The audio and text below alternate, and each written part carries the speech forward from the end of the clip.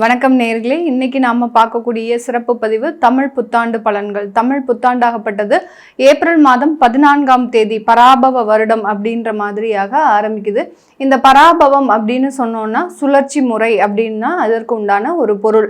ஆனால் ஜோதிட ரீதியாக பார்த்தீங்கன்னா இந்த பராபவ வருடத்துல ஒரு சுழற்சி அப்படின்றது வெற்றி அப்படின்றது ஒரு தோல்வியையும், தோல்வி அப்படின்றது ஒரு வெற்றியையும் குறிக்கக்கூடிய ஒரு அமைப்பாக தான் இந்த பராபவ வருடம் இருக்க போகுது. யார் யாருக்கெல்லாம் நீங்க நன்மைகள் கிடைக்கல அப்படின்னு நினைக்கிறீங்களோ அவர்களுக்கு எல்லாருக்குமே ஒரு நன்மைகள் கிடைக்கக்கூடிய ஒரு ஆண்டாகவும், தோல்வியே இல்லாத சில நபர்களுக்கு இந்த ஆண்டு ஒரு தோல்வியை கொடுக்கக்கூடிய ஒரு ஆண்டாகவும் தான் இந்த பராபவ வருடம் இருக்க போகுது. இந்த வருடத்துல இருக்கக்கூடிய கோச்சார கிரகங்களின் நிலவரங்கள் அப்படின்னு பார்க்கும்போது வருடம் ஆரம்பிக்கும் போது அந்த சூரியன் சுக்கிரன் சேர்க்கை அந்த மேஷ ராசியில இருக்கு, மிதுன ராசியில குரு பகவான், அடுத்து சிம்ம ராசியில கேது பகவான், கும்ப ராசியில ராகு பகவான், அடுத்து சனி பகவான் மீன ராசியில இருக்கிறார். இதுதான் வருடம் ஆரம்பிக்கும் போது இருக்கக்கூடிய கோச்சார கிரகங்களின் நிலவரங்கள். இந்த வருட பலன்களை நம்ம தீர்மானிக்கும் போது வருட கிரகங்களாகப்பட்ட அந்த குரு பகவான் பாத்தீங்கன்னா ஜூன் மாதம் 2ஆம் தேதி, அதாவது வைகாசி மாதம் 17ஆம் தேதி பெயர்ச்சி ஆகிறார். மிதுன ராசியிலிருந்து உச்சம் பெற போறார். கடக ராசிக்கு சென்று அங்க உச்சம் பெற்ற ஒரு குரு பகவானா பெயர்ச்சியாக போகிறார். அடுத்து பாத்தீங்கன்னா இந்த குரு பகவான் திரும்பியும் அதிசாரம் பெறுகிறார். அதிசாரம் அப்படின்னா விரைவாக நகர்ந்து சென்று அடுத்த ராசிக்கு பயிற்சி ஆகிறது தான் அதிசாரம். இந்த அதிசார ஒரு பயிற்சியாகப்பட்டது ஐப்பசி மாதம் நிகழக்கூடிய ஒரு அமைப்பாக இருக்கு. ஐப்பசி மாதம் 14ஆம் தேதி அந்த குரு பகவான் மீண்டும் அதிசாரம் பெற்று வருகிறார். இந்த குரு அதிசார நிவர்த்தி ஆகப்பட்டது 25ஆம் தேதி ஜனவரி மாதம், அதாவது தை மாதம் 10ஆம் தேதி இந்த குரு அதிசார நிவர்த்தி அடைகிறார். இதுதான் இந்த இடத்துல இருக்கக்கூடிய ஒரு முக்கியமான கிரகங்களின் பெயர்ச்சி. அடுத்து ராகு கேது அப்படின்னு சொல்லக்கூடிய அந்த நிழல் கிரகங்களாகப்பட்ட அந்த சர்ப்ப கிரகங்களின் பெயர்ச்சியாகப்பட்டது கார்த்திகை மாதம் 19ஆம் தேதி, அதாவது டிசம்பர் மாதம் 6ஆம் தேதி அந்த கேது பகவான் சிம்ம ராசியிலிருந்து கடக ராசிக்கும், ராகு பகவான் கும்ப ராசியிலிருந்து மகர ராசிக்கும் பெயர்ச்சியாகி வருகிறார். இது வக்ர கிரகங்கள் அப்படின்றதுனால அது ரிவர்ஸ்ல தான் எப்போதுமே இதனுடைய சுழற்சி இருக்கும். சனி பகவான் இந்த தமிழ் வருடத்துல பராபவ வருடத்துல மீன ராசியில இருந்து வக்ரம் அடைகிறார். எப்போ வக்ரம் அடைகிறார் சனி பகவான் அப்படின்னு பார்க்கும்போது கார்த்திகை மாதம் 24ஆம் தேதி, அதாவது டிசம்பர் மாதம் 11ஆம் தேதி வக்ரம் அடைகிறார். இந்த வக்ரம் அடையக்கூடிய ஒரு சூழ்நிலையில இந்த மாதிரியான இந்த பராபவ வருடத்துல இருக்கக்கூடிய கிரகங்களின் கோச்சார நிலவரங்களின்படி ஒவ்வொரு ராசி என்பர்களுக்கும் உண்டான பலன்களை பற்றி பார்க்க போறோம். அந்த பலன்கள்ல நமக்கு என்ன மாதிரியாக இருக்கு, ஒவ்வொரு ராசிக்கும் என்னென்ன ஏற்ற இறக்கங்கள் இருக்கு, நீங்க எந்த மாதிரியாக சில விஷயங்களை மாற்றிக்கணும் அப்படின்றது தான் இந்த பதிவுல தெளிவா பார்க்க போறோம். இந்த சேனலை முதன்முறையா பாக்குறீங்க அப்படின்னா சப்ஸ்கிரைப் பண்ணிக்கோங்க, பெல் பட்டன்ல ஆல் ஆப்ஷன் சூஸ் பண்ணிக்கோங்க. துலாம் ராசி அன்பர்கள், ராசிக்கு அதிபதி சுக்கிரன் அப்படின்னு இருக்கிறதுனால இந்த துலாம் ராசி அன்பர்கள் பணத்தை சிக்கனமாக சேமிக்கிறதுல ரொம்ப ஒரு கவனம் செலுத்தக்கூடியவர்கள். எந்த இடத்துக்கு போனாலும் ஒரு என்ன சொல்றது, செலவாளிகளாக இல்லாமல் ஒரு சிக்கனவாதியாக இருக்கக்கூடிய ஒரு நபர்கள் நம்ம துலாம் ராசி என்பர்கள்.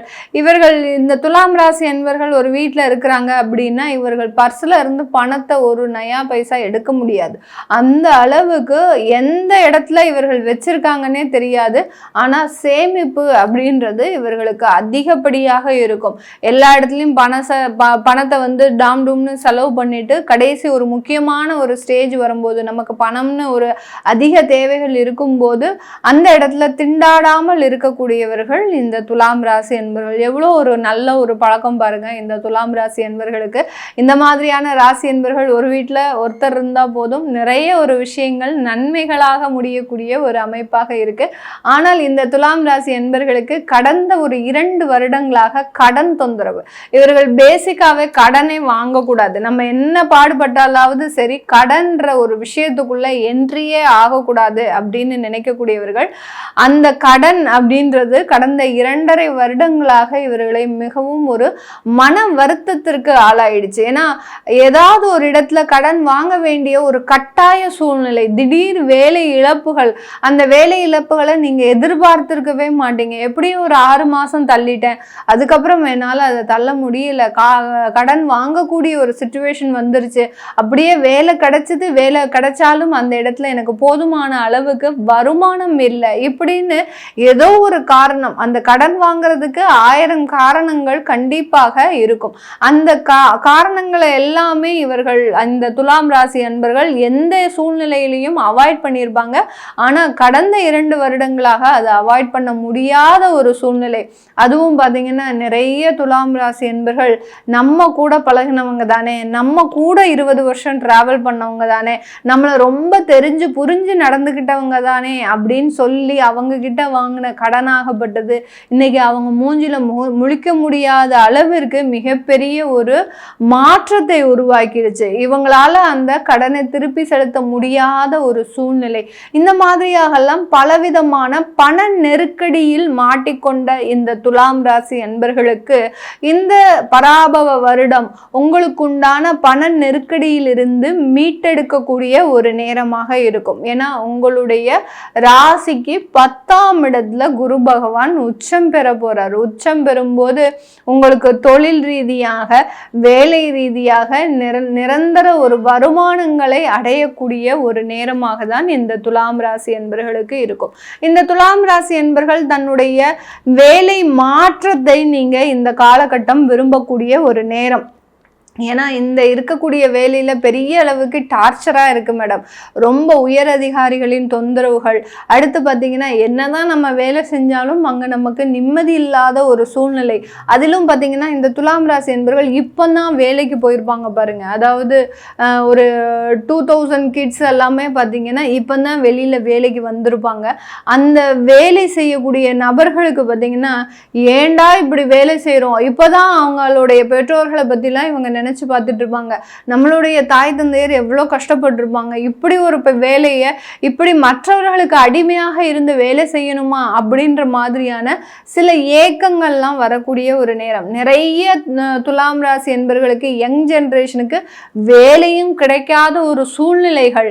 எவ்வளவோ நாங்கள் முயற்சி பண்ணியும் அந்த வேலையில எங்களுக்கு ஒரு கிடைக்காத ஒரு சூழ்நிலைகள் இருக்கு. எனக்கு எப்போ வேலை கிடைக்கும், இதுதான் ஒரே ஒரு கேள்வி.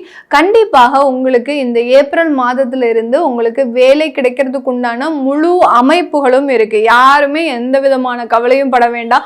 உறுதியாக ஏப்ரல் மாதத்துல உங்களுக்கு 15ஆம் தேதியிலிருந்து மே மாதம் ஒரு 1ஆம் தேதிக்குள்ள கண்டிப்பாக ஒரு வேலை அப்படின்றது உறுதியாக கிடைக்கக்கூடிய ஒரு நேரமாக இருக்கும். அடுத்து கணவன் மனைவி உறவுகள்ல இந்த துலாம் ராசி என்பர்கள் நிறைய ஒரு வெறுப்புகளை சம்பாதிச்சிருப்பாங்க. கல்யாணம் ஆகி 25 வருஷம் ஆச்சு மேடம், இன்னும் அவர் என்கிட்ட ஒரு நல்ல ஒரு விதமாக பேச மாட்டேங்கிறாரு, எல்லாத்துலயுமே ஒரு சலிப்பு அப்படின்றது இருக்கு, எப்போதுமே ஒரு சண்டை சச்சரவுகள், வீட்டுக்குள்ள ஒரு எதிர்மறையான ஒரு எண்ணங்கள், குடும்பத்துல ஒரு வாழ்றதுக்கே எனக்கு பிடிக்கல அப்படின்னு சொல்லக்கூடிய அளவிற்கு அந்த திருமணமாகி 25 வருஷம் கழிச்சு ஏற்படக்கூடிய பிரச்சனை தான் இவங்களால சமாளிக்க முடியாத பிரச்சனையாக இருக்கும். ஏன்னா இது நாள் வரைக்கும் எப்படி இல்லாமோ சமாளிச்சிட்டோம், ஆனா இனிமேல் வரக்கூடிய காலங்களை நாங்க எப்படி சமாளிக்கிறது அப்படின்னு தெரியாம இருக்கக்கூடிய இந்த துலாம் ராசி என்பர்களுக்கு உங்களுடைய கலத்திரம் சம்பந்தப்பட்ட சில பிரச்சனைகள் முழுமையாக தீர்வை தரக்கூடிய ஒரு நேரமாக இருக்கும். பெண்கள் இந்த காலகட்டத்துல முழுமையாக தொழில் சம்பந்தப்பட்ட முயற்சிகள்ல ஈடுபடக்கூடிய ஒரு நேரம். தனக்குன்னு ஒரு வருமானம் வரணும், தனக்குன்னு ஒரு மதிப்பு கிடைக்கணும், தனக்குன்னு ஒரு அங்கீகாரம் கிடைக்கணும், எஸ்பெஷலா அந்த குடும்பத்துல. ஏன்னா குடும்பத்துல இருக்கக்கூடிய நபர்கள் எப்போதுமே இவர்களை அவமானப்படுத்தியும் அசிங்கப்படுத்தியும் நீலாம் ஒரு பைசாவுக்கு பிரயோஜனம் கிடையாது. ஏன்னா சின்ன சின்ன சேமிப்பை செய்தவர்கள் இந்த துலாம் ராசி பெண்கள். அவர்களுக்கே இவ்வளோ ஒரு பெரிய ஒரு அவமானங்கள்னா மிகப்பெரிய அளவுக்கு அதிலிருந்து மீண்டு வரணும் அப்படின்னு நினைச்சு மிகப்பெரிய ஒரு மாற்றத்தை இந்த துலாம் ராசி அன்பர்கள் பெண்கள் இந்த பராபவ வருடத்துல ஏற்படுத்த போறாங்க. இதனால குடும்பத்துல நிறைய ஒரு மன மகிழ்ச்சியான ஒரு மாற்றங்கள், குழந்தை சம்பந்தப்பட்ட விஷயத்துல ஒரு நல்ல ஒரு சேஞ்சஸ் அப்படின்றது கிடைக்க போது. இந்த துலாம் ராசி அன்பர்களுக்கு இந்த வருடத்துல கிடைக்கக்கூடிய அந்த குழந்தை பாக்கியம் ஆகப்பட்டது, அந்த குழந்தை பிறந்ததுக்கு அப்புறம் உங்களுடைய வாழ்க்கை மாற்றமே நல்ல உயரக்கூடிய ஒரு நேரம். அதாவது வீட்டுல மகாலட்சுமி பிறந்தா எந்த மாதிரியாக இருக்குமோ அந்த மாதிரியாக செல்வ வளமும் ஒரு மன நிம்மதியான ஒரு வாழ்க்கையும் இந்த வருடத்துல கிடைக்கிறதுக்கு உண்டான ஒரு முழு அமைப்புகள் அப்படின்றது இந்த துலாம் ராசி என்பர்களுக்கு இருக்கு. உங்களுடைய தாயாரினுடைய உடல்நலன்ல ரொம்ப கேர்ஃபுல்லா கேர்ஃபுல்லாக இருக்கணும் இந்த துலாம் ராசி என்பர்கள். ப்ராப்பர்ட்டி சம்பந்தப்பட்ட விஷயங்கள்ல ஒரு முக்கியமான ஒரு முடிவுகளை எடுக்கும்போது இது தேவையா தேவை இல்லாததா அப்படின்றத கண்டிப்பாக எடுத்துக்கணும். யாராவது லேண்ட் வாங்க போறீங்க அப்படின்னா மயானம் சார்ந்த சில லேண்டு தான் உங்களுக்கு கிடைக்கும். அதாவது ஒரு மயான பூமிக்கு பக்கத்துல தான் உங்களுக்கு லேண்டே கிடைக்கும். அதனால அதையெல்லாம் நீங்க ரொம்ப கேர்ஃபுல்லா பார்த்து தீர்மானிக்கிறது நல்லது. அதனால ப்ராப்பர்ட்டி சம்பந்தப்பட்ட முடிவுல ரொம்ப ஒரு முக்கியமான முடிவுகள் எடுக்கக்கூடிய ஒரு நேரமாக தான் இந்த துலாம் ராசி என்பர்களுக்கு இருக்க போது. இது எல்லாமே நம்ம கோச்சார நிலவரப்படி பலன்களை கணிச்சு சொல்லியிருக்கிறோம். உங்களுடைய சுய ஜாதக தசாபுத்தி பலன்களை பார்க்கணும் விருப்பப்படுறவங்க கீழே இருக்கிற நம்பருக்கு வாட்ஸ்அப்பில் அப்பாயின்மெண்ட் வாங்கிக்கிட்டு கன்சல்ட் பண்ணிக்கலாம். உங்களுடைய குழந்தைகளுக்கு ஜாதகம் எழுதணும், நியூமராலஜி படி பெயர் வைக்கணும்னு நினைக்கிறவங்களும் கீழே இருக்கிற நம்பருக்கு வாட்ஸ்அப்பில் மெசேஜ் அனுப்புங்க. அதற்குண்டான விவரங்கள் தெரிய வரும். உங்களிடமிருந்து விடைபெறுவது உங்கள் ஆஸ்ட்ரோ பூர்ணா. நன்றி, வணக்கம்.